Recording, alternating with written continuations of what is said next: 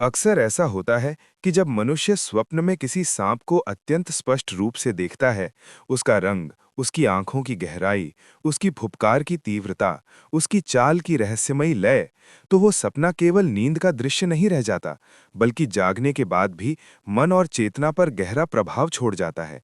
क्योंकि प्राचीन भारतीय मान्यताओं, वेदों, पुराणों और तांत्रिक ग्रंथों में सांप को मात्र एक जीव नहीं, बल्कि गूढ़ शक्ति, कुंडलिनी ऊर्जा, चेतना के जागरण और भविष्य के संकेतों का प्रतीक माना गया है।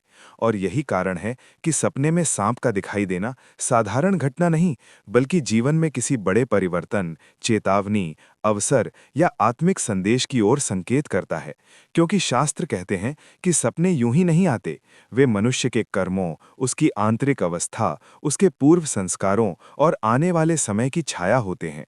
इसी रहस्य को समझने के लिए कैलाश पर्वत की दिव्य और शांत वादियों में एक दिन देवी पार्वती ने करुणा और जिज्ञासा से भगवान शिव से पूछा कि हे महादेव, क्या मनुष्य जो सपने देखता है, उनके पीछे भी कोई अर्थ छिपा होता है?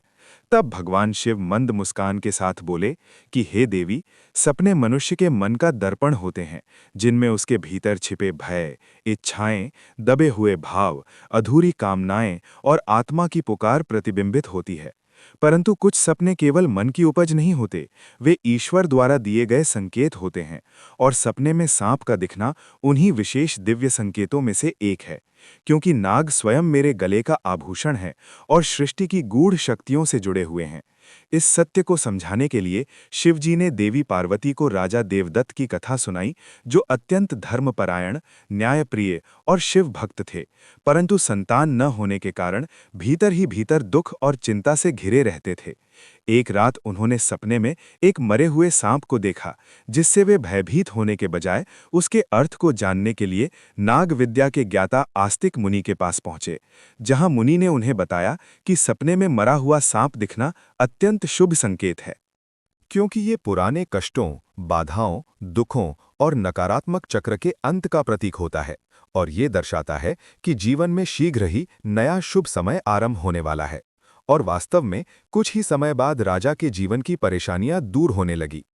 इसके पश्चात राजा को विभिन्न प्रकार के सांपों के सपने आने लगे। कभी वे सपने में सांप को पकड़ते, कभी उड़ता हुआ सांप देखते, कभी हरे, कभी सफेद और कभी काले सांप का दर्शन करते। और हर सपना जीवन के किसी न किसी पहलू की ओर संकेत करता था। क्योंकि सांप को पकड़ना ये दर्शाता है कि मनुष्य अपने भय, शत्रुओं और समस्याओं पर विजय पा रहा है, और धन, सफलता व सम्मान की ओर बढ़ रहा है। उड़ता हुआ सांप ये संकेत देता है कि उसकी उन्नति केवल भौतिक नहीं, बल्कि सामाजिक और आध्यात्मिक स्तर पर भी हो रही है। हरा सांप जीवन में आशा, स्वास्थ्य, नवजीवन और शुभ समाचार का प्रतीक है। सफेद सांप शुद्धता, सात्विकता, धन लाभ और देवी लक्ष्मी की विशेष कृपा का संकेत माना जाता है। जबकि काला सांप चेतावनी देता है कि जीवन में कोई छिपा हुआ दोष, नकारात्मक ऊर्जा, पाप बोध या गलत निर्णय है, जिसे समय रहते सुधारना आवश्यक है। कुछ सपने अत्यंत भयावह भी होते हैं, जैसे सांप का काटना, छाती पर बैठ जाना या मृत्यु का संकेत देना, जो ये बताते हैं कि मनुष्य के जीवन में कोई गहरा भय, मानसिक दबाव या बड़ा संकट आने वाला है। परंतु ये कथा ये भी सिखाती है कि जब मनुष्य सच्चे हृदय से ईश्वर की शरण लेता है, तो सबसे भयानक संकेत भी निष्फल हो सकते हैं, जैसा कि राजा देवदत्त के साथ हुआ, जिनका मृत्यु सूचक सपना उनकी अटूट शिव भक्ति के कारण टल गया। जब राजा ने सपने में नाग नागिन के जोड़े को और सांप के बच्चों को सिंहासन पर देखा, तब आस्तिक मुनि ने बताया कि ये पूर्वजों की कृपा, वंश वृद्धि और संतान सुख का अत्यंत शुभ संकेत है। और कुछ समय बाद राजा को पुत्र रत्न की प्राप्ति हुई, जिसने आगे चलकर एक महान और धर्मशील राजा बनकर राज्य संभाला। अंततः भगवान शिव ने देवी पार्वती को समझाया कि हर सपना डरने के लिए नहीं, बल्कि समझने के लिए होता है। सपने में सांप दिखना न तो हमेशा अशुभ होता है और न ही हमेशा शुभ।